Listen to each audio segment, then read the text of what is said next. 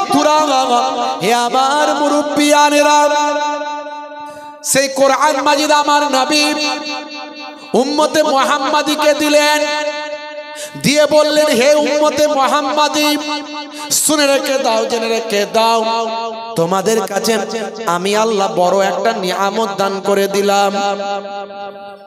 আল্লাহর নবী এক সময় মহান রব্বুল আলামিন আল্লাহ তাআলাকে বলতে লাগলেন, আল্লাহ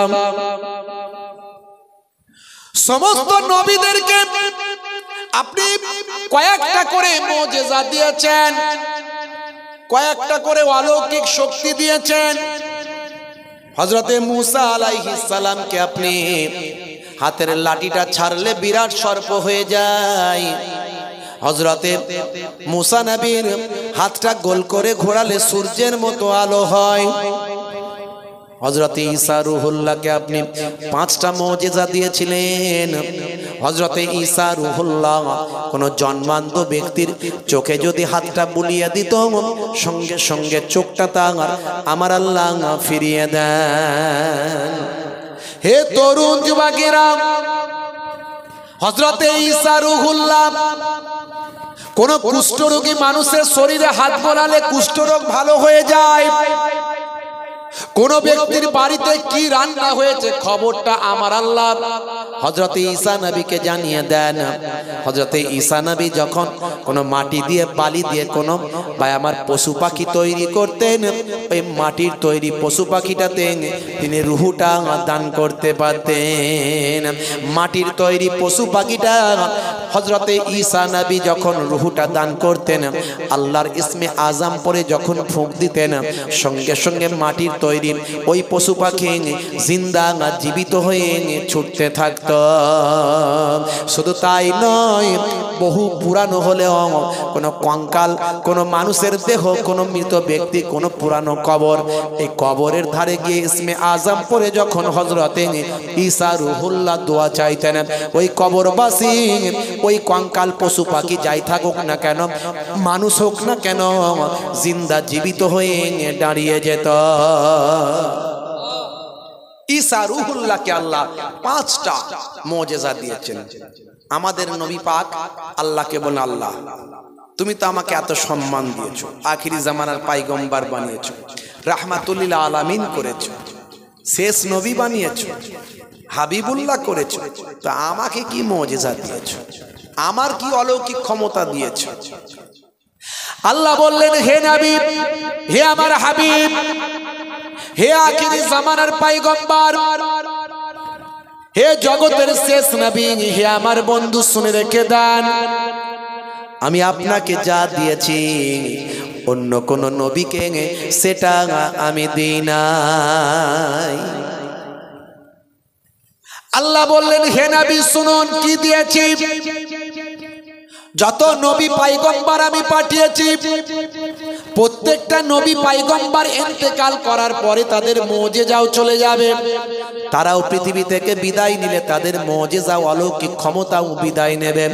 কিন্তু মনে রাখবেন, হে নবী আখিরি জামানার পয়গম্বর আমার হাবিব, শুনে রেখে দেন, আপনি পৃথিবী থেকে বিদায় নিলেও আপনার মুজিজা কিয়ামত পর্যন্ত চলবে। সবচেয়ে বড় আপনার মুজিজা হলো আপনার নামের সঙ্গে আমি আল্লাহ আমার নামটা আপনার নামের সঙ্গে আমার নামের সঙ্গে একসঙ্গে জুড়ে দিয়েছি। লা ইলাহা ইল্লাল্লাহ মুহাম্মাদুর রাসূলুল্লাহ সাল্লাল্লাহু আলাইহি ওয়াসাল্লাম। আর আপনার সবচেয়ে বড় মুজিজা হলো আল কোরআন। জোরে বলুন সুবহানাল্লাহ। পৃথিবীর বুকে এমন একটা কিতাব দেখান তো, যে কিতাবটা 1450 বছর ধরে অক্ষত অবস্থায় আছে, দেখাতে পারবেন? না, আমার জানা নাই, আপনার জানা থাকলে আপনি আমাকে বলবেন যে 1450 বছর ধরে একটা অক্ষর, একটা লাইন, একটা শব্দ পৃথিবীর কোনো মানুষ পরিবর্তন করতে পারেনি।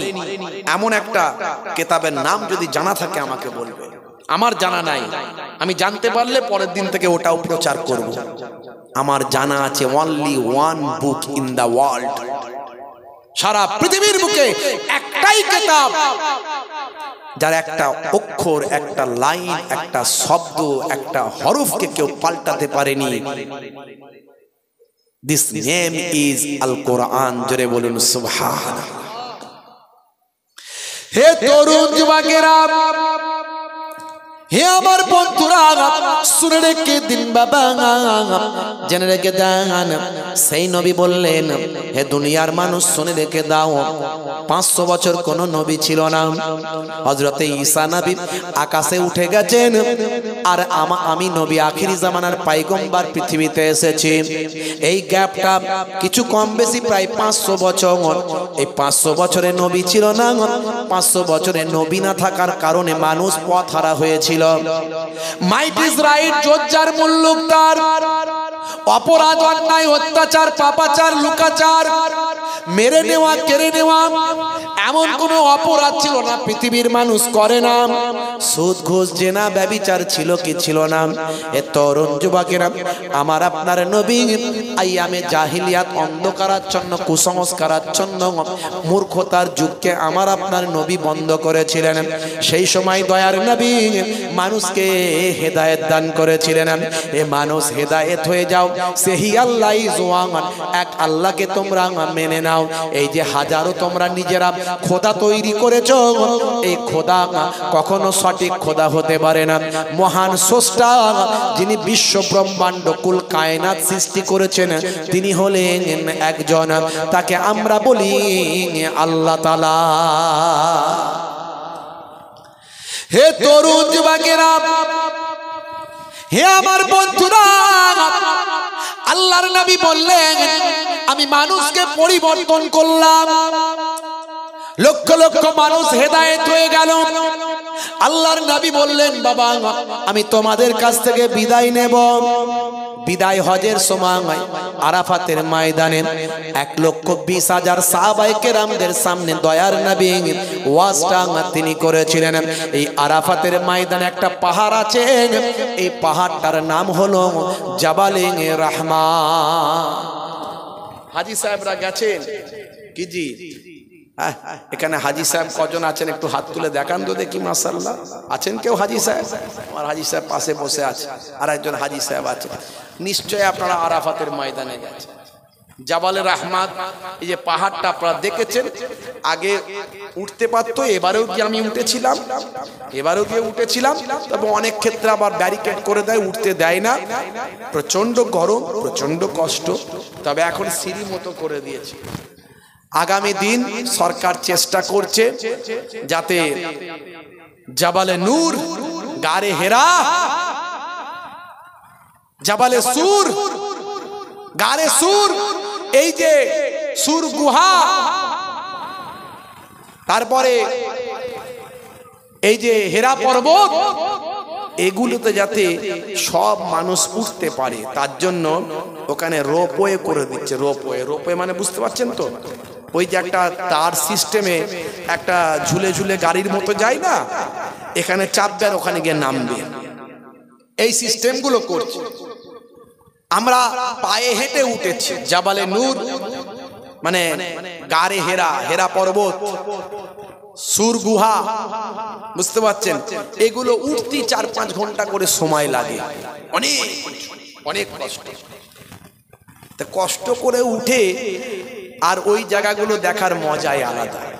আর টুক করে উঠলাম আর চলে গেলাম 100 টাকা দিয়ে, এর কোনো মজা কতটা আছে? তবে আমার নবীর স্মৃতি বিজড়িত, নিশ্চয়ই ভালো লাগবে, কিন্তু কষ্ট করে উঠে যে আবেগটা পাওয়া যায়, সে আবেগটা আর পাওয়া যাবে কিনা জানি না আগামী দিন। যে জাবালে নূর, যেখানে জিব্রাইল ফেরেশতা এসে হাজির দিতেন, কোরআন মাজিদের প্রথম যে 5টা আয়াত সূরা আলাকের অবতীর্ণ হয়েছিল, ইকরা বিইসমি রাব্বিকাল্লাযী খলাক, খলাকাল ইনসানা মিন আলাক, এই যে আয়াত নাজিল হয়েছিল যে পাহাড়ে, জাবালে নূর, হেরা পর্বত, সেই জায়গায় আল্লাহর নবী দীর্ঘদিন ধরে আল্লাহর ইবাদতে মশগুল থাকতেন। তারপরে হিজরতের সময় এই সুর গুহাতে হযরত আবু বকর সিদ্দিক হুজুরকে নিয়ে সেখানে আল্লাহর নবী অবস্থান করেছিলেন, অপেক্ষা করেছিলেন কয়েকদিন, 3 দিন 3 রাত। সেখানে আসমা, আম্মা জান আসমা, আবু বকর হুজুরের কন্যা, ছোট বাচ্চা বয়স, জি হ্যাঁ, তখন ওই ছাগল চড়াতে চড়াতে গিয়ে তিনি খাবার দিয়ে আসতেন সেখানে। কত কষ্ট করেছেন আমার নবী। হে তরুণ যুবকেরা, আল্লাহর নবী বললেন, হে দুনিয়ার মানুষ শোনো, হে আমার উম্মত উম্মতি, আজকে আমি জাবালে রাহমাত পাহাড়ে দাঁড়িয়ে বলছি, যে জাবালে রাহমাত পাহাড়টা এত গুরুত্বপূর্ণ, আরাফাতের ময়দানে পাহাড়ে দোয়া চাইলেন আমার আল্লাহ দোয়াটা কবুল করেন। আপনারা জানেন এই পাহাড়েই বসে বসে হযরতে আদম আলাইহিস সালাম দোয়া খানা করেছিলেন। আমার আল্লাহ হযরতে আদম নবীকে যখন জান্নাত থেকে বের করে শ্রীলঙ্কার সিংহল, ভাইরা আমার একটা পাহাড় আছে, ওই পাহাড়টার নাম হলো, ভাই আমার তারা বলে অ্যাডাম পাহাড়, আমরা বলি আদম পাহাড়। এই শ্রীলঙ্কার সিংহলে ওই পাহাড়ের উপর একটা কম বেশি প্রায় 7 ফুটের কাছাকাছি একটা পায়ের ছাপ। এই পায়ের ছাপটা আজও দেখার জন্য পৃথিবীর বিভিন্ন পর্যটকেরা সেখানে ভিড় জমায়। শ্রীলঙ্কার জমিনে যদি আপনি যান, সেখানে গিয়ে বলবেন অ্যাডাম পাহাড়ে আমি যাব। এ তরুণ যুবকেরা, বিভিন্ন ধর্ম সম্প্রদায়ের মানুষ, তারা বলে আমাদের ধর্মগুরুর পায়ের ছাপ যেন একেবারে 5টা পায়ের আঙুলের চিহ্ন এখনো আপনি পাবেন।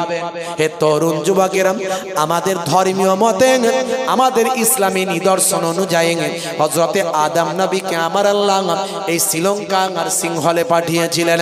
তৎকালীন যুগে এই শ্রীলঙ্কাটা ভারতের আন্ডারে ছিল।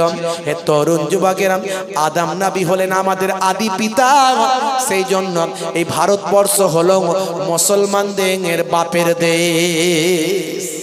কথা ঠিক না ভুল বলেন? যারা বলে মুসলমানদের তাড়িয়ে দেব, এই করে দেবো, ওই করে দেবো, তাড়াবি কোথা বাবা? এটা তো আমাদের বাপের দেশ। কথা ঠিক না ভুল?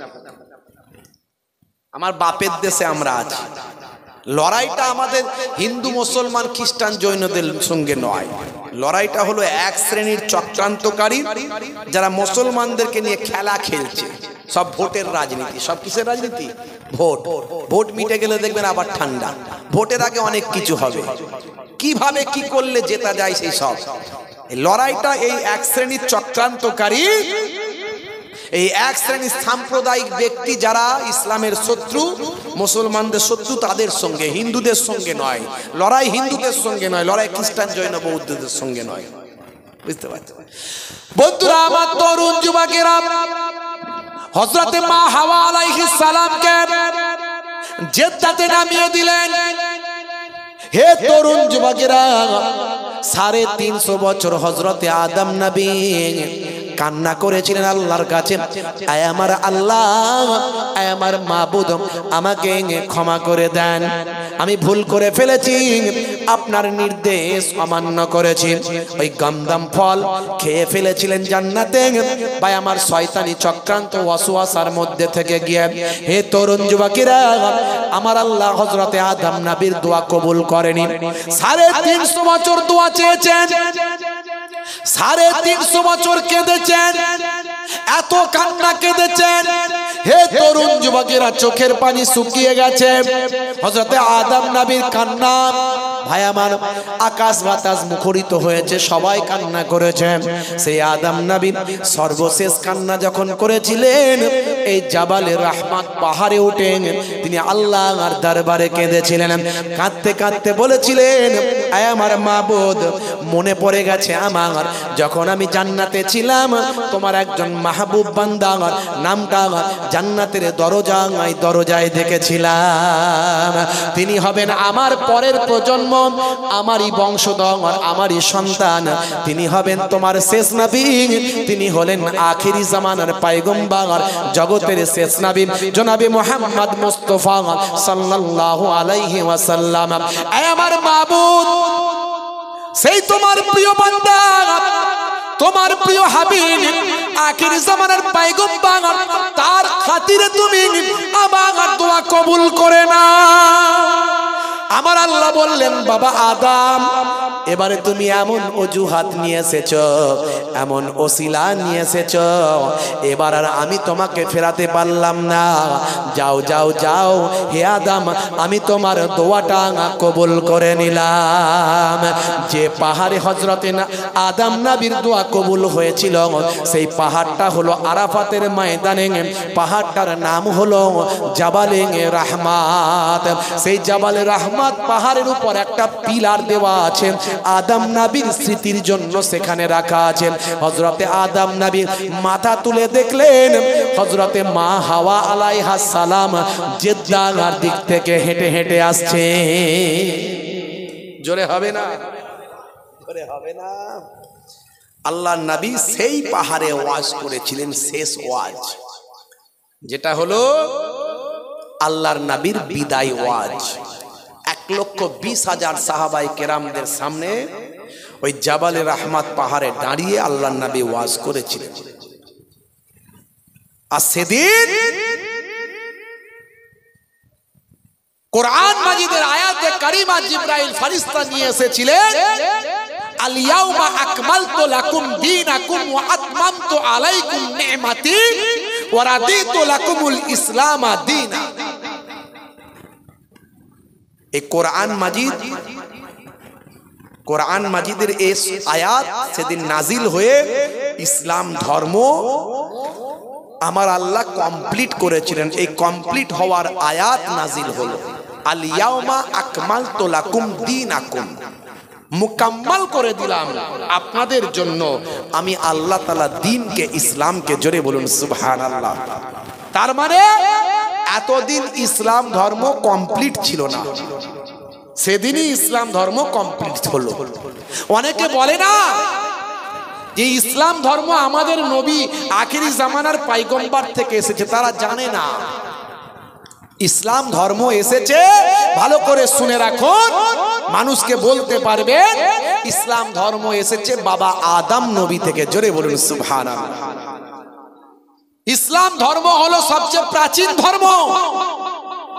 কোরআন মাজিদ খুলে দেখুন, সব নবীদের ধর্ম ছিল ইসলাম, সব নবীরা ছিলেন মুসলিম। জোরে বলুন সুবহানাল্লাহ। বন্ধুরা আমার, তরুণ যুবকেরা আমার, মুরব্বিয়ানেরা আমার, আমার আল্লাহ সেদিনে আয়াত নাজিল করে জানিয়ে দিলেন, ওয়া আতমামতু আলাইকুম নি'মাতি, আমি আল্লাহ আমার নিয়ামতকে পরিপূর্ণ করে দিলাম। ওয়া রাদিতু লাকুমুল ইসলাম দীনান, ইসলামকে আমি আল্লাহ আপনার জন্য মনোনীত, আপনাদের জন্য মনোনীত করে দিলাম। জোরে বলুন সুবহানাল্লাহ। হে তরুণ যুবকেরা, হে আমার বন্ধুরা, শুনে রেখে দিন বাবা, জেনে রেখে দেন, আমার আপনার নবী বললেন, আয় আমার উম্মত উম্মতি, আমি হলাম শেষ নবী, আমার পরে আর কেউ নবী আসবে না। আনা খাতামান নাবিয়িনা লা নাবিয়্যা বাদি। তবে মনে রাখবেন, কাল কিয়ামত পর্যন্ত নবী না এলেও নবীদের ওয়ারিস আসবে, নবীদের বংশধর আসবে। কারা নবীদের বংশধর, কারা ওয়ারিস? পীরের ছেলে পীর হবে না, না না, এটা কোথাও লেখা নাই। নবীর ছেলে নবী হবে এমন কথা কোথাও লেখা নাই। ওলির ছেলে ওলি হবে, এটা কোথাও লেখা নাই। আপনার ঘরের ছেলেটাও ওলি হতে পারে যদি যোগ্য হতে পারে, ওলি আল্লাহর বেলায় আল্লাহ দিতে পারেন। আপনার ঘরের ছেলেটাও পীর হতে পারে যদি আল্লাহ যোগ্যতা দান করেন। হে তরুণ যুবকেরা, হে আমার মুরব্বিয়ানেরা, আমার আপনার নবী বললেন, আল উলামা ওয়ারাসাতুল আম্বিয়া। হে দুনিয়ার মানুষ শোনো, হাক্কানি আলেম ওলামারা হলো নবীদের বংশধর। নবীদের বংশধর যারা হবে তাদের আল্লাহ কি সম্মান দিয়েছে। শুধু তাই নয়, ভালো করে শুনবেন এই লাইনটা, এই কথাটা, ওলামা ও উম্মতি কা আম্বিয়ায়ে বানি ইসরাইল। দয়ার নবী বলছেন, আমার উম্মতের মধ্যে যারা হাক্কানি আলেম, তারা হলো বানি ইসরাইল যুগের নবীদের পর্যায়ভুক্ত। জোরে বলুন সুবহানাল্লাহ। মান যারা আলেমান ফাকা আন্নামা জারানি, যে আলেমে হাক্কানির সঙ্গে জিয়ারত করলো সে যেন আমি দয়ার নবীর সঙ্গে জিয়ারত করলো।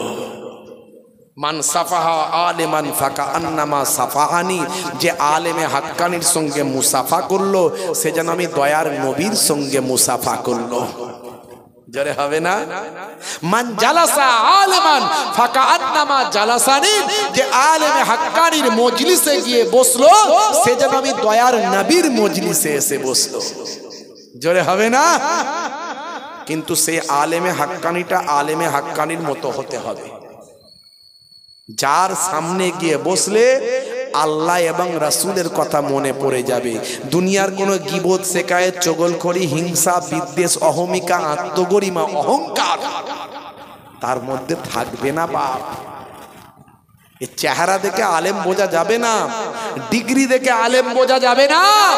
প্রকৃত আলেমে হাক্কানি হতে গেলে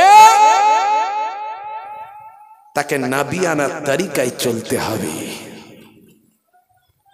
হে তরুণ যুবকেরা, হে আমার বন্ধুরা, শুনে রেখে দিন বাবা, জেনে রেখে দেন। হে মুসলমান, একটু লক্ষ্য করুন, সেই আলেমে হাক্কানিরা এখন ওয়াজ নসিহত করেন।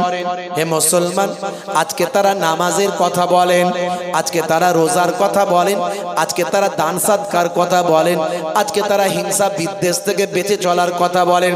হে তরুণ যুবকেরা, এই ইসলামকে প্রতিষ্ঠা করার জন্য আমার আপনার নবী কত কষ্ট করেছেন, কতটা মেহনত করেছেন।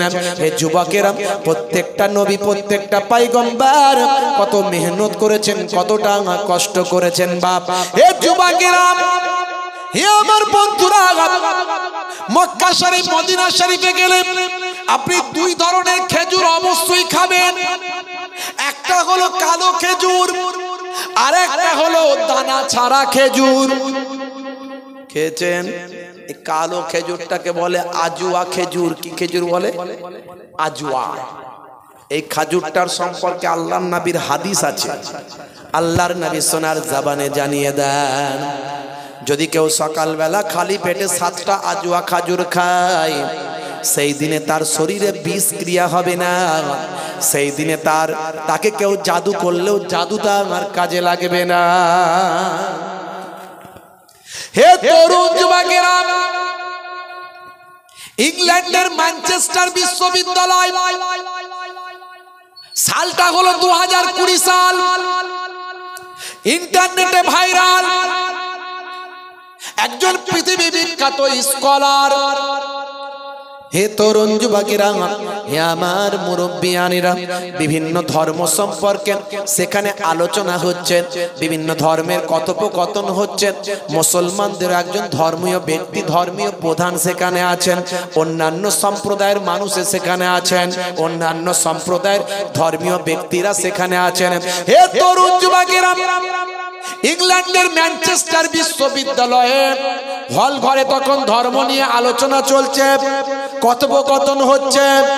সেই সময় একজন অন্য ধর্মের ধর্মযাজক পণ্ডিত মুসলমানদের ধর্মযাজক ধর্মীয় পণ্ডিতকে বলতে লাগলেন, আচ্ছা বলুন তো দেখি, আপনার ইসলামে যা বলা হয়েছে সেগুলো না হলে আমি মেনে নিলাম, অনেক কথাই আমি বিশ্বাস করি, ইসলামে যা বলা হয়েছে সেগুলো বিজ্ঞান আর বাস্তবসম্মত। কথা ঠিক না ভুল বলেন? আমি এর আগে অনেক বলেছি, ইসলামে বলা হয়েছে ডান দিকে কাত হয়ে ঘুমাও, নবী বলেছেন ডান দিকে কাত হয়ে ঘুমাতে। আপনি যদি কয়েকদিন ডান দিকে কাত হয়ে ঘুমান, আপনার নার্ভটা অ্যাডজাস্ট হয়ে যাবে।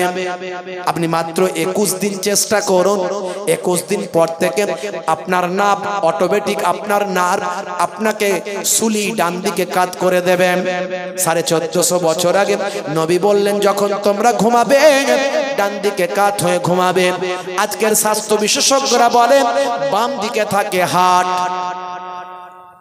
হার্টের কাজ কি? আমরা যে খাদ্যটা আমরা খাই, এই খাদ্যটা থেকে 3 ধরনের জিনিস তৈরি হয়। একটা হলো ব্লাড, খাবার থেকে ব্লাড তৈরি হচ্ছে। আমার আল্লাহর কুদরতি মেশিন সম্পর্কে যদি আপনি চিন্তা করেন, আপনি অবাক হয়ে যাবেন ভাই। আজকে আপনার চোখ আছে, আপনি কিছু ভাবছেন না। আপনার হাত আছে, আপনি কিছু ভাবছেন না। যার হাত নাই, যার চোখ নাই, তাকে জিজ্ঞাসা করুন।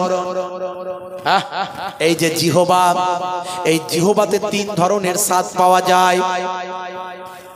আমি বলছি না, সায়েন্স বলছে, বিজ্ঞান বলছে, জিহবার এই ডগে অর্থাৎ সামনে যে টেস্ট পাবেন, মাঝখানে সেই টেস্টটা আপনি পাবেন না, হয়তো আমরা বুঝতে পারি না। আবার গোড়ার দিকে যে আমরা টেস্টটা পাই, সেই টেস্টটা আমরা এই ডগেতে আমরা পাই না। এ তরুণ যুবকেরা, হে আমার মুরব্বিয়ানেরা, আপনি মাঝে মাঝে চেষ্টা করবেন, দেখবেন সব ধরনের টেস্ট নিয়ে শুধু সামনেটা দিয়ে টেস্ট করবেন, দেখবেন আপনি অনেক কিছু টেস্টই আপনি পাবেন না। কারণ সেই খাবারটা যখন ভিতরে না যাবে, ততক্ষণ পর্যন্ত সেই খাবারের স্বাদ আপনার ভিতরে আসবে না। হে তরুণ যুবকেরা, আমার আল্লাহ কি নিয়ামত করেছেন এই জিহ্বাকে। এক একটা জিনিস নিয়ে যদি গবেষণা করি, আমরা অবাক হয়ে যাব বাবা মার। হে তরুণ যুবকেরা, খাদ্যটা আমাদের শরীরে যাওয়ার পর আমার আল্লাহ আপনার আমার ভিতরে এমন স্টমাক করেছেন, পাকস্থলীকে এমন ভাবে তৈরি করেছেন, মেশিন দিয়েছেন। সেই মেশিনে খাবারটাকে পিষে সেখান থেকে একটা ব্লাড তৈরি হয়ে যায়। এই ব্লাডটা তৈরি হয়ে আপনার আমার হার্টেতে চলে আসে। এই যে হার্ট, এই হার্টের কাজ কি? আবার হার্টের কাজ হলো সরু সরু যে তারগুলো আছে, তার আমাদের শরীরে যে তার আছে, এগুলোকে আমরা বলি শিরা, উপশিরা। এই তারের মাধ্যমে পায়ের নখ থেকে মাথার চুলের গোড়া পর্যন্ত এই হার্ট ব্লাডকে সাপ্লাই করে। যখন ব্লাড কমে যায়, মানুষ শেষ। কথা ঠিক না ভুল? বলছে থ্যালাসেমিয়া হয়েছে। কেন রে ভাই?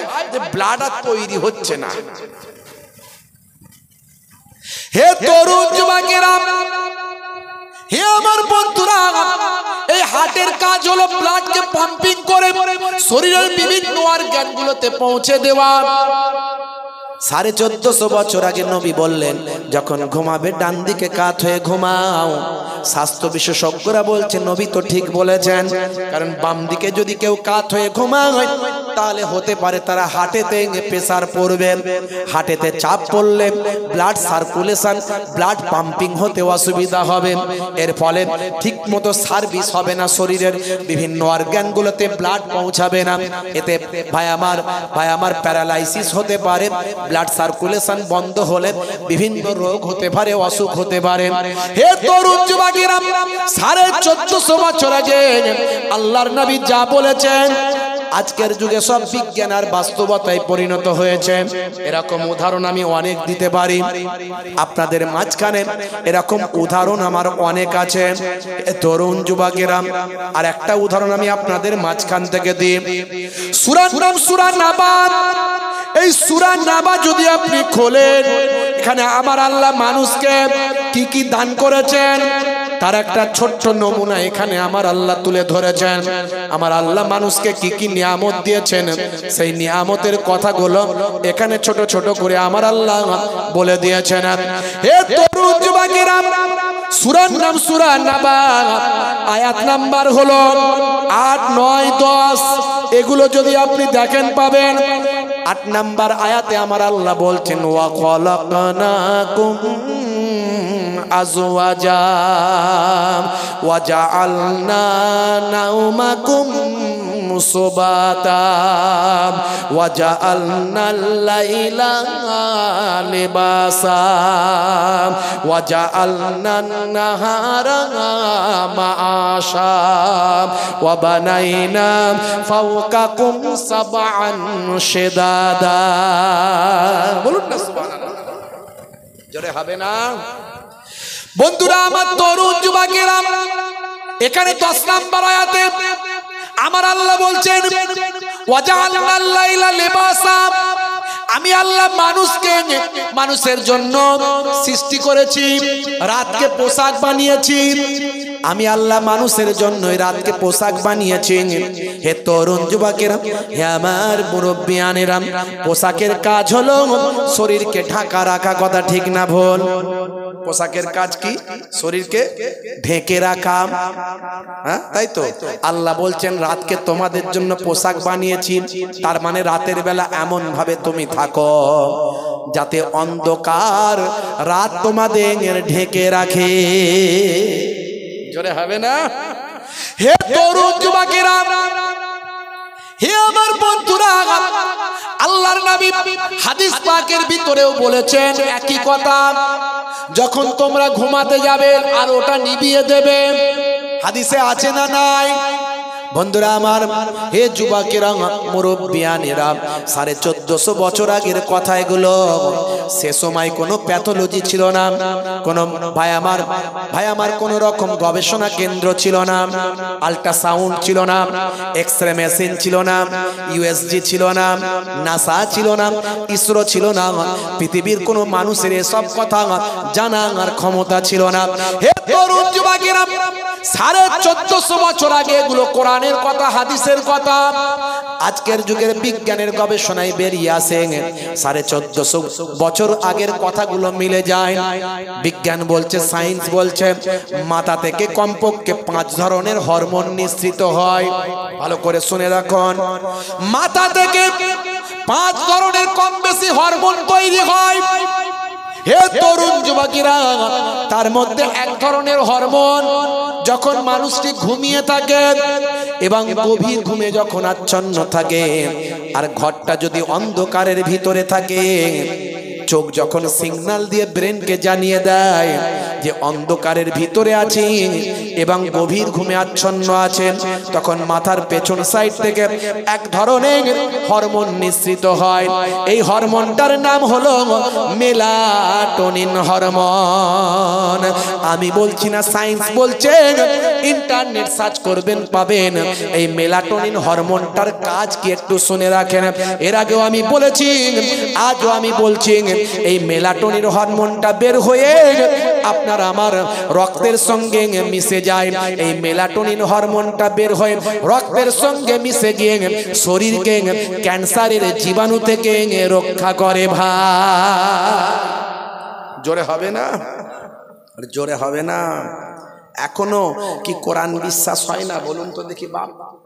আমি অনেক উদাহরণ দিয়েছি, এরকম কম বেশি অর্ধশত উদাহরণ আমার আছে পকেটে রাখা, কিছু কম বেশি। বেশি বলতে গিয়ে সময় আমি অতিবাহিত করব না। এই যে যখন আজুয়া খাজুরের কথাটা বললাম না, কিছু মানুষ অবাক হয়ে যেতে পারে, এ আবার হয় না? 7টা আজুয়া খাজুর খেলে বিষক্রিয়া শরীরে কাজ করবে না? ম্যানচেস্টার ইউনিভার্সিটির হল ঘরে 2020 সালে ইন্টারনেট সার্চ করবেন পাবেন। এমন সময় অন্য ধর্মের ধর্মযাজক, মুসলমানদের ধর্মযাজক, ধর্মীয় পণ্ডিতকে বলছেন, সাহেব ও মাওলানা শুনে রেখে দেন, আপনাদের ইসলামে অনেক কথাই বলা হয়েছে যেগুলো আজকের যুগে বিজ্ঞান আর বাস্তবতার সঙ্গে মিলে যায়, কিন্তু একটা কথা আমি আপনার কাছে জানতে চাই। আপনার নবী বলেছেন 7টা আজুয়া খাজুর খেলে নাকি শরীরে বিষক্রিয়াও কাজ করে না, ওই দিন জাদু টোনাও কিছু কাজ করে না। এটা আমি মানতে পারলাম না। সেই সময় যিনি ধর্মীয় পণ্ডিত ছিলেন, তিনি সর্বদা আজুয়া খাজুর বেশি করে খেতেন। হে তরুণ যুবকেরা, হে আমার মুরব্বিয়ানেরা, সৌদি আরবে যখন যাবেন, উমরা হজে বা হজ করতে যখন যাবেন, সেখান থেকে আজুয়া খাজুরটা বেশি করে নিয়ে আসবেন। এই আজুয়া খাজুরটা আপনার হার্টের জন্য কাজে লাগবে। হে তরুণ যুবকেরা, হে আমার মুরব্বিয়ানেরা, শুনে রেখে দিন বাবা, এই আজুয়া খাজুরটা হলো কালো খাজুর। দেখেছেন তো কালো খাজুর? এই খাজুর গাছটার ইতিহাস আছে, আমি এর আগেও বলেছি। এই খাজুর গাছটা, খাজুরটা কালো, একেবারে কালো, একেবারে খুব কালো। এরকম খাজুর আপনি আর পাবেন না দ্বিতীয়। এই একটাই খাজুর পাবেন এত কালো। খাজুর খাজুরের মতো হয়, আমরা দেখেছি, একটু লালচে গোছের, একটু বাদামি গোছের, কথা ঠিক না ভুল? কিন্তু কালো মিশমিশে খাজুর আপনি পাবেন না, একটাই খাজুর পাবেন। হযরতে সালমান ফারসি রাদিয়াল্লাহু তাআলা আনহু, তিনি ছিলেন একজন অগ্নি পূজকের সন্তান, যাকে আরবিতে বলা হয় মাজুসি। এই মাজুসির সন্তান, তার পিতা ছিলেন একজন বিরাট বড় ধর্মগুরু। অগ্নি পূজকদের, মাজুসীদের একজন বড় ধর্মযাজক। বাড়িতে সব সময় কাঠে আগুন জ্বলিয়ে থাকত, আগুন নেভাতো না। সালমান ফার্সি বিরাট ধন সম্পদের মালিক, তার পিতা হলেন একজন ধর্মগুরু। ভাইরা আমার, পারস্যের মানুষ। তাকে তার পিতা বলেছে, বাবা সালমান, তুমি তো আমার উত্তরাধিকারী হবে, এখন থেকে একটু প্র্যাকটিস করো, মানুষজনের সঙ্গে মেশো, আর যে কোনো অবস্থায় পড়ো না কেন এই আগুন জ্বলা বন্ধ করবে না, সবসময় আগুন যেন জ্বলে, কারণ আগুনই হলো আমাদের খোদা। যা চাওয়ার যা বলার আগুনের কাছে বলবে। সালমান ফার্সি এক সময় ঠান্ডা মাথায় চিন্তা করছে, আমি যদি কাঠ না দিয়ে আগুন নিভিয়ে যাবে, বন্ধ হয়ে যাবে, যে আমার সাহায্য ছাড়া বাঁচতে পারে না, সে আবার আমার প্রভু কেমন করে হলো? সালমান ফার্সির মাথায় এটা স্ট্রাইক করলো। অনেক কষ্ট করেছে, জমিদার ঘরের সন্তান, অনেক বড় ধনসম্পদের মালিক, ঘরে অনেক ভাই আমার চাকর বাকর ভর্তি, অনেক ঘটনা আমি বলেছি। সালমান ফার্সির লাইফ হিস্ট্রি আমি বলেছি, ইন্টারনেটে পাবেন। এখন তো এই জন্যই বলি, ওয়াজ বেশি শোনার দরকার নাই, অল্প শুনবেন, কিন্তু মন দিয়ে শুনবেন, সেটাকে আমল করবেন। এটা আমার কথা নয়, আমার নানাজান ফুরফুরা শরীফের ছোট হুজুর কেবলার কথা নয়, আমার দাদাজান মায়াপুর পিন্নাগরি হুজুর কেবলার কথা নয়, কথাটা স্বয়ং দোজাহানের বাদশার কথা। দয়ার নবী বলছেন, তাদারিসুল ইলম, ইলমের দার্স নাও, ফিল লাইলে, রাতের বেলা, সাতান 1 ঘন্টা। এই 1 ঘন্টা যদি দিনের দার্স নিতে পারো, তাহলে রাতের বেলা 1 ঘন্টা যদি কোরআন হাদিসের আলোচনাটা যদি শুনতে পারো, বক্তা যদি বলার মতো বলতে পারে, শ্রোতা যদি শোনার মতো শুনতে পারে, আল্লাহর নবী বলছেন, খায়রুম মিন আহিয়াইহা, সারা জীবন যত নফল ইবাদত করেছো তার থেকে 1 ঘন্টার আলোচনা শোনাটা সবচেয়ে বড় ইবাদত। জোরে বলা যাবে না সুবহানাল্লাহ? এই জন্য বলি, 2 দিন আলোচনা শুনছেন, মাশাআল্লাহ, খুব ভালো, খারাপ বলছি না আমি, অনেক বেশি ওয়াজ শুনছেন, কিন্তু কতটা গ্রহণ করতে পারছেন সেটা ভাবতে হবে। ভাইরা আমার, তরুণ যুবকেরা আমার, মুরব্বিয়ানেরা আমার, মুসলমান, হযরতে সালমান ফার্সি অনেক কষ্ট, ব্যথা, যন্ত্রণা সব কিছুকে আরাম আয়েশ ত্যাগ করে, অনেক যন্ত্রণা কষ্ট ভোগ করে তাকে পায়ে বেড়ি বেঁধে রাখা হয়েছিল, সব ছিঁড়ে খুলে এক সময় মদিনা শরীফ পর্যন্ত চলে এসেছিলেন। একজন বড় ধর্মযাজক বলেছিলেন, বাবা সালমান, আমি তোমার সঙ্গে প্রতারণা করব না, তোমাকে ঠকাবো না, তুমি যে আল্লাহকে পেতে চাইছো সেই আল্লাহর সন্ধান, মহান প্রভুর সন্ধান একজন তোমাকে দিতে পারে, তিনি আসবেন আরবের জমিনে। জোরে হবে না? যে জায়গায় তিনি আসবেন সেখানে ঘন ঘন খেজুর গাছের বাগান থাকবে। এই ওয়াজ আমি করেছি, নতুন করে আর রিভাইজ দেব না, ইন্টারনেটে 20-25 হাজার বক্তব্য আছে, যার ওয়াজ চালাবেন শুনতে পাবেন, খালি নামটা লিখতে অপেক্ষা। আমি আর নতুন করে বলবো না, অন্য কথা বলছিলাম, বলবো। যেখানে তিনি আসবেন ঘন ঘন খেজুর গাছের বাগান পাবে, আর সেই মানুষটাকে তার সঙ্গী সাথীরা ঘিরে রাখবে, ভক্তি করবে, ভালোবাসা দেখাবে। যখন তুমি বুঝতে পারবে সেটাই হলো সেই মানুষ, তখন তার কাছে গিয়ে যদি তুমি কোনো সাদকার খানা খাবার দাও, সাদকা যদি দাও তার কাছে, হুজুর আমি আপনার জন্য, বাবা এটা আপনার জন্য নিয়েছি, যে আমার সাদকার তোহফা, সাদকার খানা, তিনি সাদকার খানা নেবেন না, খাবেন না। আর যদি তুমি তাকে তোহফা দাও, তিনি তোহফা গ্রহণ করবে। বাবা সালমান এগুলো পরীক্ষা করে নেবে, কিন্তু আমি তোমাকে ঠকাচ্ছি না, আমি তাওরাত, ইনজিল, জাবুরে যার সম্পর্কে পড়েছি আমি তোমাকে বলছি। আর একটা শেষ মনে রাখবে, তার পিঠে, কাঁধের নিচে একটা ডিমের মতো স্ট্যাম্প মারা থাকবে, তাতে লেখা থাকবে মোহাম্মদ রাসূল আল্লাহ। জোরে বলুন সুবহানাল্লাহ। মোহাম্মদুর রাসূলুল্লাহ। এই স্ট্যাম্প যতক্ষণ না দেখতে পাচ্ছ বাবা সালমান, ততক্ষণ তুমি তার হাতে হাত দিয়ে তার শিষ্যত্ব গ্রহণ করবে না। হযরত সালমান ফার্সি এটা পেতে অনেক কষ্ট হয়েছিল। মদিনা শরীফে গিয়ে তিনি বিক্রি হয়ে গিয়েছিলেন ইহুদির কাছে। এই ইহুদির কাছে বিক্রি হয়ে গিয়েছিলেন, বণিকদের সঙ্গে আরবে যাচ্ছিলেন। খুঁজে খুঁজে বণিকরা দেখলো এত সুন্দর সুপুরুষ জওয়ান। তখনকার যুগে এখন যেমন গরু ছাগল বিক্রি হয়, তখন মানুষ বিক্রি হতো। এই বণিকরা মদিনার বাজারে নিয়ে গিয়ে সালমান ফার্সিকে একজন ইহুদির কাছে বিক্রি করে দিয়েছে। তখন সালমান ফার্সি বুঝতে পেরে গেছেন, আহারে আমার বাড়িতে কত চাকর বাকর, আর আমি আজকে অন্যের বাকির চাকর হয়ে গেলাম, আমাকে বিক্রি করে দেওয়া হয়েছে। কিন্তু নিরুপায়, কোনো উপায় নাই, কিচ্ছু করার নাই।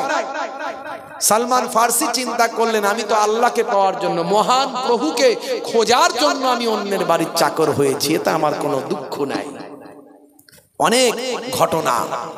এক সময় হযরতে সালমান ফার্সি দয়ার নবী বললেন, হে সালমান, তুমি তোমার মনিবকে জিজ্ঞাসা করো কি দিলে সে তোমাকে মুক্তি দেবে। নবীকে তো পেয়ে গেছে, নবীর দরবারে মাঝে মাঝে যায়, ছুটি ছাটা পেলেই চলে যায়। একটা ছুটি আছে বাবু, সব পরীক্ষা নিরীক্ষা করে নিয়েছেন। অনেক আলোচনা, আমি সেদিকে বলছি না, সংক্ষেপ করব। হে তরুণ যুবকেরা, হে আমার বন্ধুরা, শুনে রেখে দিন বাবা, জেনে রেখে দেন। এমন সময় সালমান ফার্সি আশায়, বুক ভরা আশা নিয়ে তার ইহুদি মনিবকে বললেন, ও আমার মনিব, আমি দীর্ঘদিন আপনার কাছে থাকলাম, কিন্তু আমি আপনার কাছ থেকে মুক্তি পেতে চাই, আমি আপনার দাসত্ব থেকে মুক্তি পেতে চাই। বলেন আপনাকে কি দিলে আপনি আমাকে মুক্ত করবেন। এমন সময় সালমান ফার্সির ইহুদি মনিব বলেছিল, যদি মুক্তি তোমাকে নিতে হয়, আমার কাছ থেকে যদি তোমাকে আজাদ হতে হয়, তাহলে শোনো, 600 দিরহাম লাগবে, আর 300টা খাজুর তোমাকে গাছ লাগিয়ে দিতে হবে। সেই গাছ ফল হবে, একটাও গাছ যদি পোট হয়ে যায়, একটাও গাছ যদি মিস হয়ে যায়, আবার একটা গাছ লাগিয়ে দিতে হবে। এইভাবে 300টা গাছ লাগিয়ে সেই গাছের ফল করে দেখিয়ে দিতে হবে। যতক্ষণ না ফল হয়, ততক্ষণ তোমার মুক্তি নাই। 600 দিরহাম, 300টা খাজুরের গাছ। একটা গাছ মরে গেলে আবার গাছ লাগাতে হবে, গাছ লাগিয়ে ফল হবে।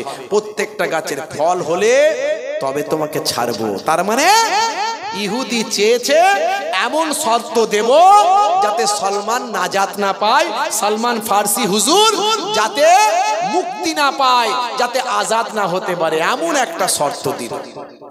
হে তরুণ যুবকেরা, হযরত সালমান ফার্সি আল্লাহর নবীর কাছে এসে বলে, ইয়া রাসূলুল্লাহ, হাবিবাল্লাহ, আমার আর আজাদ হওয়া হবে না। কেন সালমান, কি হয়েছে? তুমি কি তোমার মনিবকে বলেছিলে? জি হুজুর, বলেছিলাম মনিবকে, কিন্তু আমার মনিব বলেছে এই এই শর্ত দিয়েছে হুজুর। আল্লাহর নবী বললেন, হে বাবা সালমান, শোনো, চলো তুমি চিন্তা করো না, আমি হযরতে আলীকে নিয়ে আর তোমাকে নিয়ে যাচ্ছি ইহুদির কাছে। ওই ইহুদি তোমাকে খাজুর চারা দেবে বলেছে।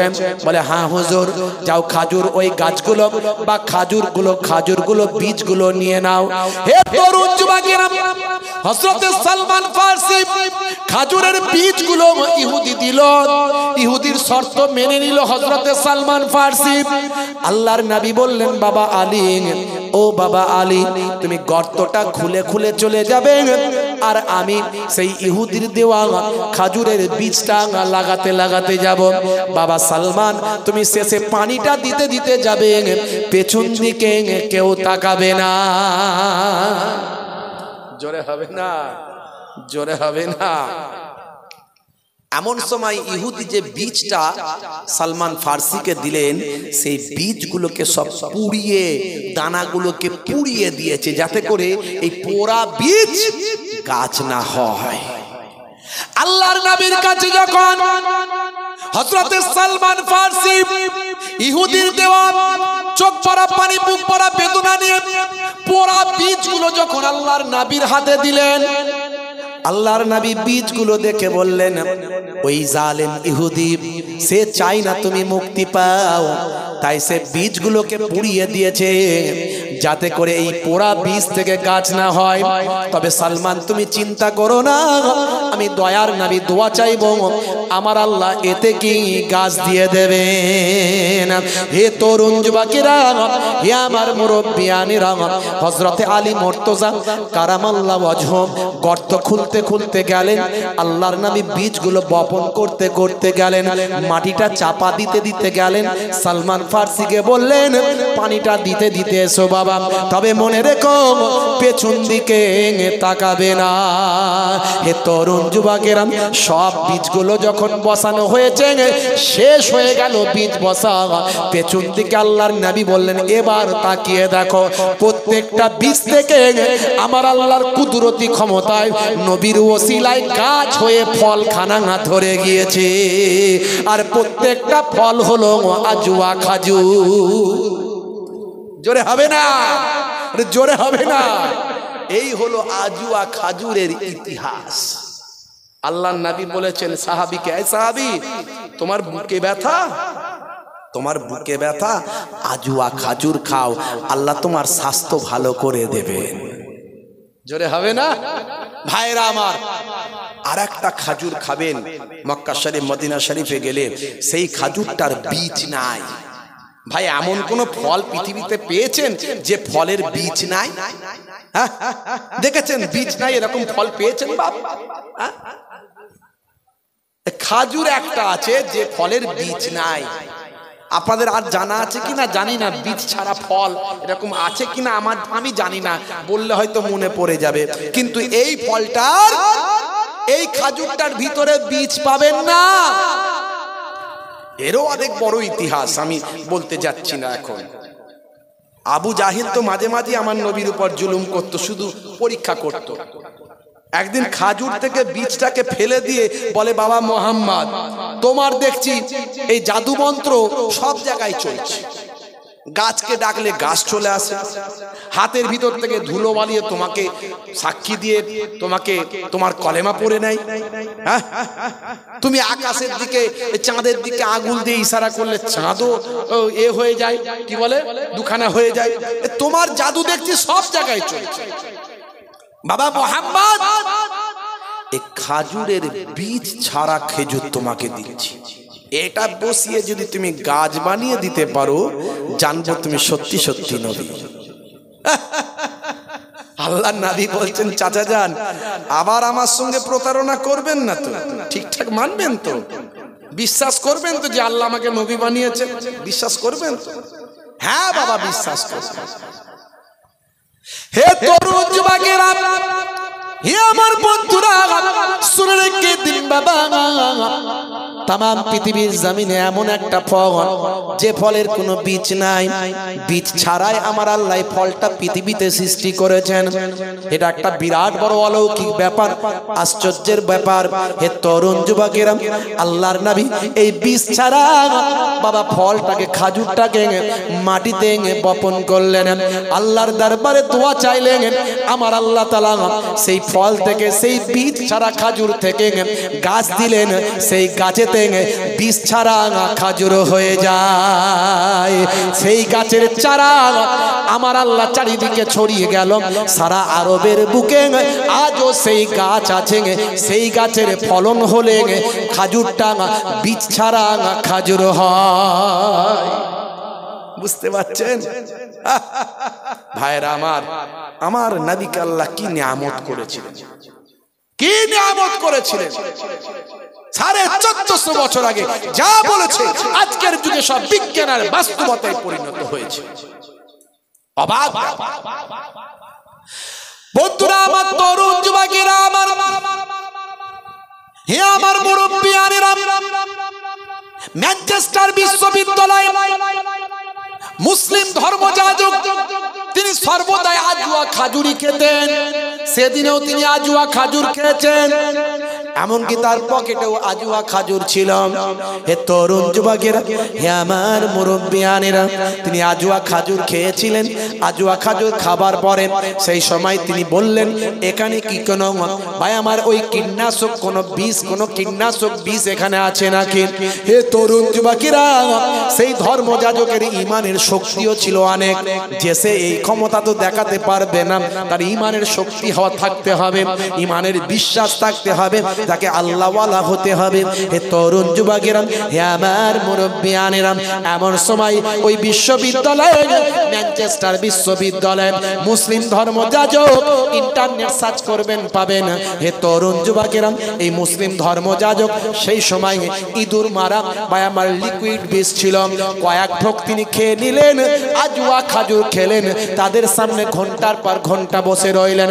তিনি বললেন, দেখুন আমি লিকুইড এখানে বিষ খেয়েছি, এই যে কেমিক্যাল খেয়েছি, লিকুইড বিষ খেয়েছি, তারপরও আমার শরীরের কোনো অসুবিধা আমি ফিল করছি না।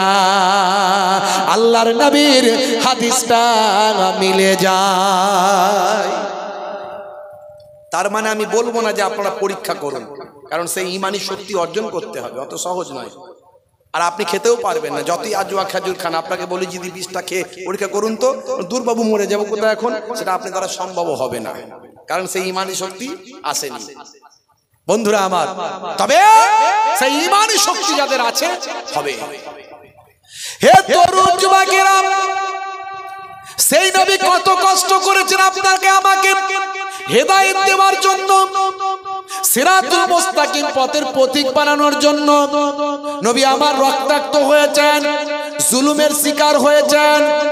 হে তরুণ যুবকেরা, যুগে যুগে যত নবী পয়গম্বর পৃথিবীর জমিনে এসেছেন, তারা প্রত্যেকেই লাঞ্ছিত বঞ্চিত হয়েছেন। আজকেও আলেম ওলামারা লাঞ্ছিত বঞ্চিত হচ্ছে না, হয়নি? ইসলামের কথা বলতে গিয়ে আলেমদের উপরে জুলুম আসছে না, আসেনি? কত আলেমকে দেখবেন জেলখানায় বন্দী হয়ে আছে, হক কথা তারা কোরআনের কথা বলেছে, বুঝতে পারছেন? সারা পৃথিবীতে প্রত্যেকটা নবীর উপর জুলুম হয়েছে। হযরতে নূহ নবীর কথা যদি একটু টাচ দিই, হযরতে নূহ আলাইহিস সালামকেও জালেম উম্মতেরা অনেক আঘাত করেছে, অনেক রক্তাক্ত করেছে। 950 বছর হযরতে নূহ নবী ওয়াজ করেছেন, জীবন জিন্দেগি ধারণ করেছেন।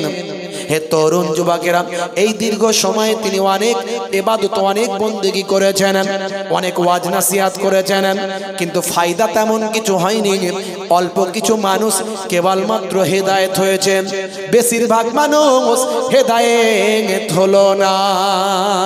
হে তরুণ যুবকেরা, হযরতে নূহ আলাইহিস সালাম এক সময় আল্লাহকে বলেন, আল্লাহ আমি আর পারছি না, এত দিন ধরে এদেরকে হেদায়েত করলাম, এই অল্প কিছু মানুষ কেবলমাত্র হেদায়েত হলো, বাকিরা আর কেউ হেদায়েত হলো না।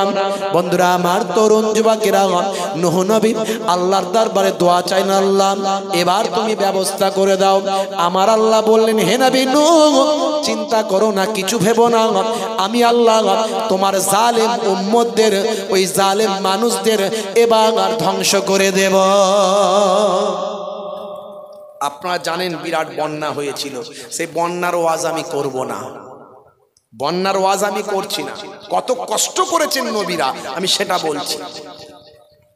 ফেরেশতা জিবরাইল আলাইহিস সালাম একটা গাছ নিয়ে, গাছের ডাল দিয়ে গেলেন, নূহ নবীকে বললেন, হে নবী নূহ, আমার আল্লাহ আপনাকে গাছের ডালটা পাঠিয়েছেন, এই ডালটা আপনি লাগিয়ে দেন, অল্প কিছুদিনের মধ্যে ডালটা একটা বিশাল বড় গাছ হয়ে যাবে।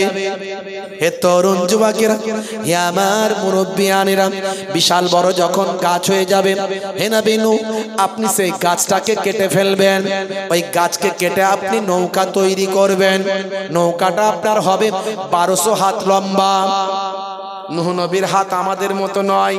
যে মানুষটা 950 বছর হায়াত পেয়েছেন তিনি লম্বাও তেমন। আদম নবীর পায়ের ছাপ 7 ফুট, আর আমরা লম্বাই 7 ফুট। বুঝতে পারছেন? আমরা লম্বাই 7 ফুটও নয়, 6 ফুট, 5 ফুট, 5.5 ফুট, 4.5 ফুট।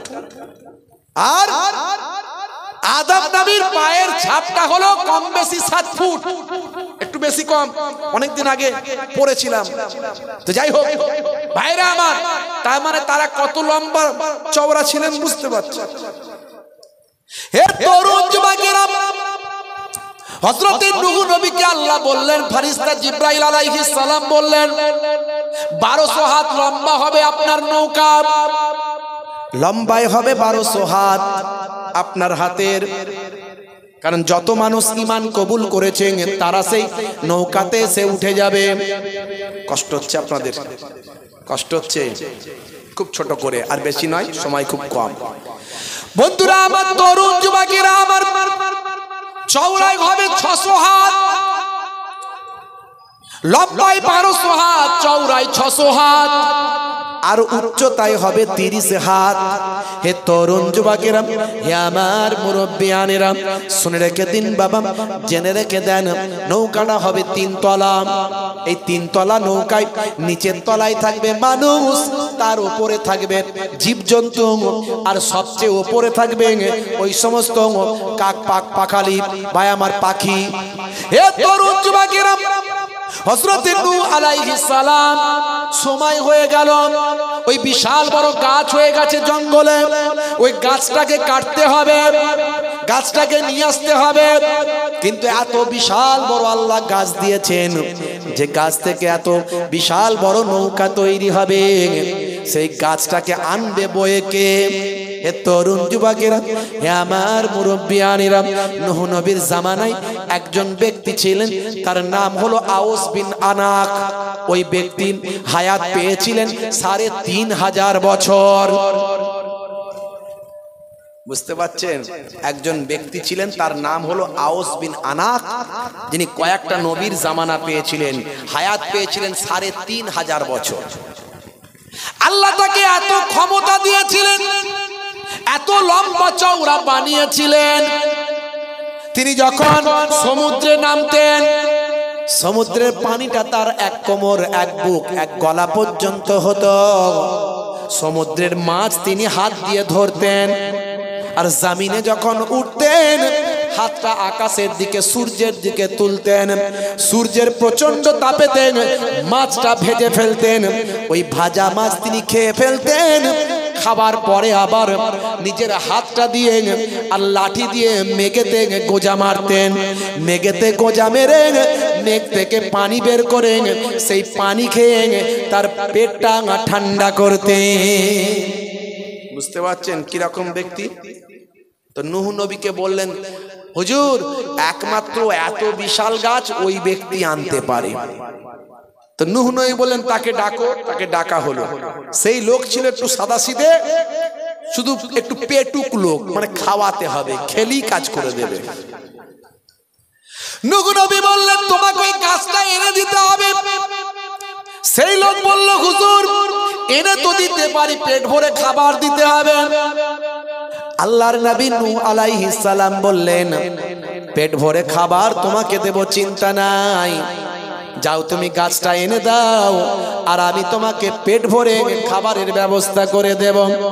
এমন সময় ওই ব্যক্তি বলল, হুজুর তবে শোনেন, যদি পেট ভরে খাবার যদি না পান, তাহলে গাছ আবার তুলে নিয়ে আগের জায়গায় রেখে দিয়ে আসবো। নবী নূহ আলাইহিস সালাম বললেন, আরে বাবা ঠিক আছে, পেট ভরি খেতে দেবো রে বাবু।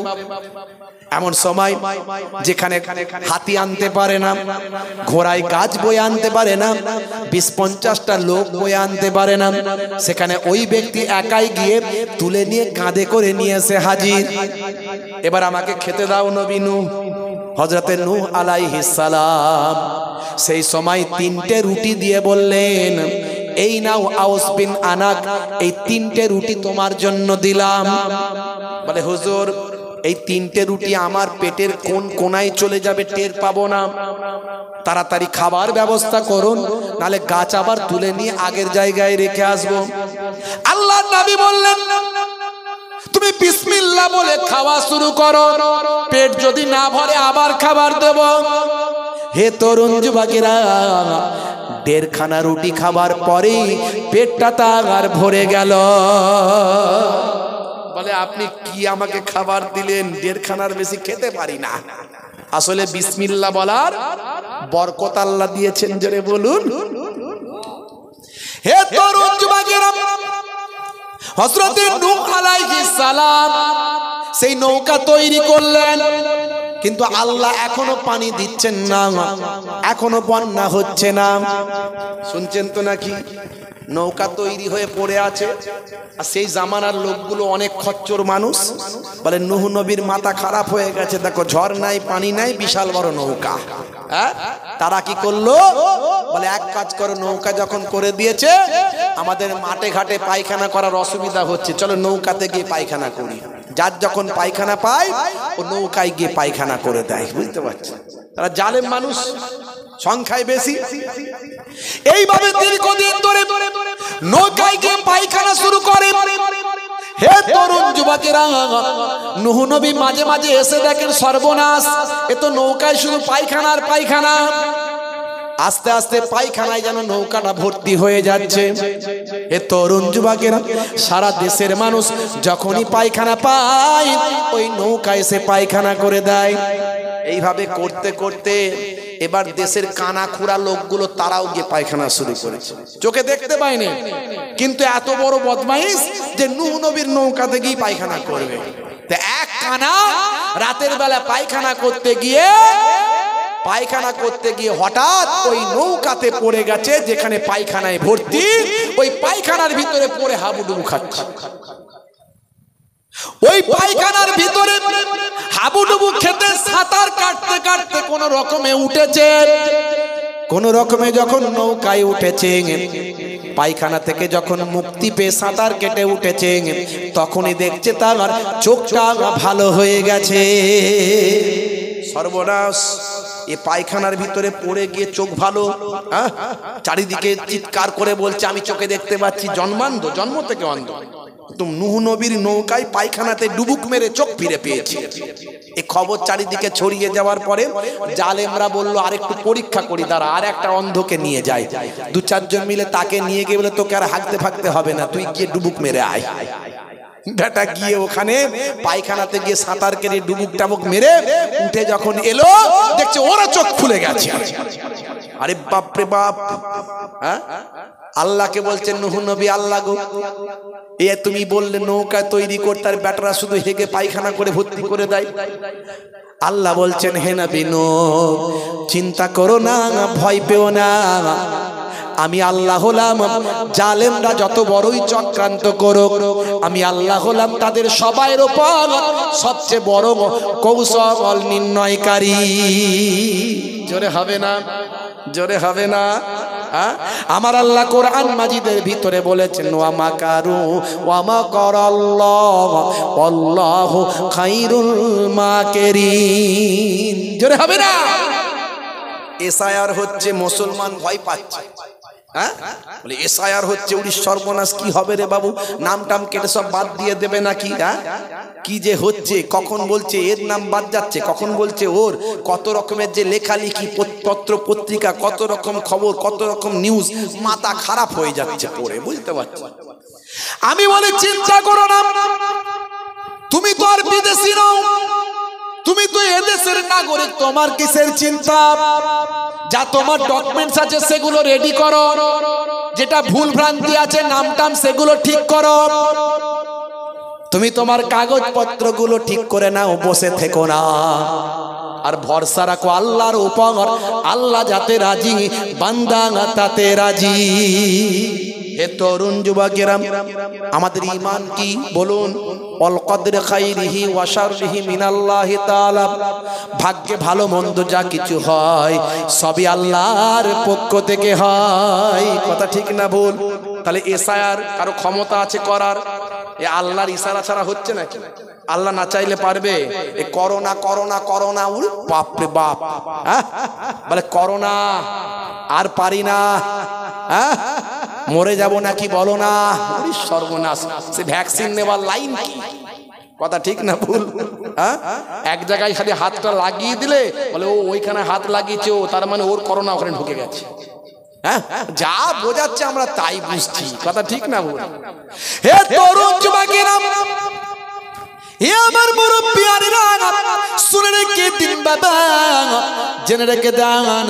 কিতাবের মধ্যে দেখতে পাওয়া যায় মাল্লাহুল মাওলা ফালাহুল কুল, বান্দা যখন আল্লাহর হয়ে যায় কুল মাখলুকাত তার গোলাম হয়ে যায়। মান কানা লিল্লাহি কানাল্লাহু লাহু, যে বান্দা আল্লাহর হয়ে যায় স্বয়ং আল্লাহ তার হয়ে যায়। আল্লাহ বলছেন বান্দারে ফালিয়াবুদু রাব্ব হাযাল বাইত, তোমাদের উচিত কাবা ঘরের যিনি মালিক সে আল্লাহর ইবাদত করা। আল্লাযী আত'আমাহুম মিন জু, যখন তোমাদের ভোক লাগে ক্ষুধা লাগে তখন তিনি তোমাদের খাওয়ান, না খাইয়ে তো তোমাদের মারেন না। ওয়া আমানাহুম মিন খৌফ, আর যখন তোমরা ভয় পাও আমার আল্লাহ বলেন আমি তো তোমাদের ভয়টা দূর করে দিই। হে মুসলমান, চিন্তা করো না, এসআইআর নিয়ে কোনো চিন্তা তোমার না, চিন্তা করার কিছু দরকার না। আমার আল্লাহ যাতে রাজি আমরাও তাতে রাজি, এটা হলো আমাদের ঈমান। আপনার আমার দায়িত্ব হলো আপনার আমার কাজগুলো ঠিক করে করা, পেপারস গুলো রেডি করা, কাগজপত্র ঠিক করা, যেগুলোর যা ক্রাইটেরিয়া আছে মেনটেন করা, আইন প্রয়োজন হলে আইনের সহযোগিতা নেওয়া, সংবিধানকে মান্যতা দেওয়া, এগুলো হলো আমাদের দায়িত্ব। এ তরুণ যুবকেরা, ভারতবর্ষের সংবিধান এখনো কথা বলেন, এখনো সুপ্রিম কোর্টের লয়ার হক বিচার করেন। দেখেছেন সুপ্রিম কোর্টের লয়ারকে পর্যন্ত জুতো ছোড়া হয়েছে, বিচারপতি মহামান্য প্রধান বিচারপতির, হে তরুণ যুবকেরা, হে আমার মুরব্বিয়ানেরা, তাকে পর্যন্ত জুতো ছোড়া হয়েছে। এরকম ঘটনা ঘটছে না ঘটেনি? তাহলে মনে রাখবেন হে তরুণ যুবকেরা, আইন এখনো আছে, বিচার এখনো আছে। হে মুসলমান, ভয় পাওয়ার কিছু না। আল্লাহ বলছেন শোনো, যারা চক্রান্ত করা চক্রান্ত করছেন, যারা চক্রান্ত করা চক্রান্ত করছেন, তবে মনে রাখবেন আমি আল্লাহ তাআলা সবচেয়ে বড় কৌশল রচনাকারী। জোরে হবে না?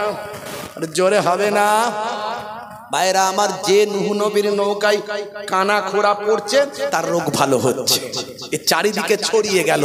যারা পায়খানা ফিরেছিল এবার আর পায়খানা ফিরতে আসেনি, তারা কি করতে আসছে? যার যেটা অসুখ হচ্ছে শুধু ডুবুক মারছে, পায়খানার ভিতরে লাপটা লেপটি করে গায়ে টায়ে নিজেদের গুটু মেখে তারা চলে গিয়ে যখন উঠছে রোগ ভালো হয়ে যাচ্ছে। হবে না? জোরে হবে না? এই করতে করতে করতে করতে এবার তারা শুধু এসে ডুবুক দিচ্ছে না, সাঁতার কাটছে না, বরং এক বালতি করে মাল নিয়েও যাচ্ছে ঘরে। বুঝতে পারছো? এক বালতি করে মাল নিয়েও যাচ্ছে। কদিনের মধ্যে পুরো মাল ফাঁকা, পুরো মাল ফাঁকা। আল্লাহ বলছে হে নবী দেখছো তো, চিন্তা করো না, আরে ওরা যা চক্রান্ত করেছে আমার কৌশল ওর উপরে আছে, দেখো না শুধু কি করি।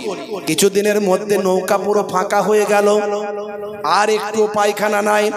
হে তরুণ যুবকেরা, এরপর জালেমরা পানি দিয়ে ধোয়, পানি দিয়ে ধুয়ে সেই ধৌত করা পানিটা তারা নিয়ে যায়। আল্লাহ বললেন হে নবী নূহ, তোমার নৌকা আমি তাদেরকে দিয়ে ধুইয়ে দিলাম। দেখেছে, যারা পায়খানা করেছিল তারাই ধুয়ে দিয়েছে। অতএব চিন্তা করার কিছু নাই, তোমরা আল্লাহর হয়ে যাও, আল্লাহ তোমাদের হয়ে যাবে। জোরে বলুন সুবহানাল্লাহ। মান কানা লিল্লাহি কানাল্লাহু লাহু, যে বান্দা আল্লাহর হয়ে যায় স্বয়ং আল্লাহ তার হয়ে যান। হে তরুণ যুবকেরা, এবারে চলে আসুন কি করে সঠিক উম্মত হবে। দুটো কাজ করুন, একটা হলো 5 ওয়াক্ত নামাজটা পড়ুন। আমি ইমাম সাহেবকে জিজ্ঞাসা করছিলাম ফজরের নামাজে কজন, হুজুর আর বলবেন না।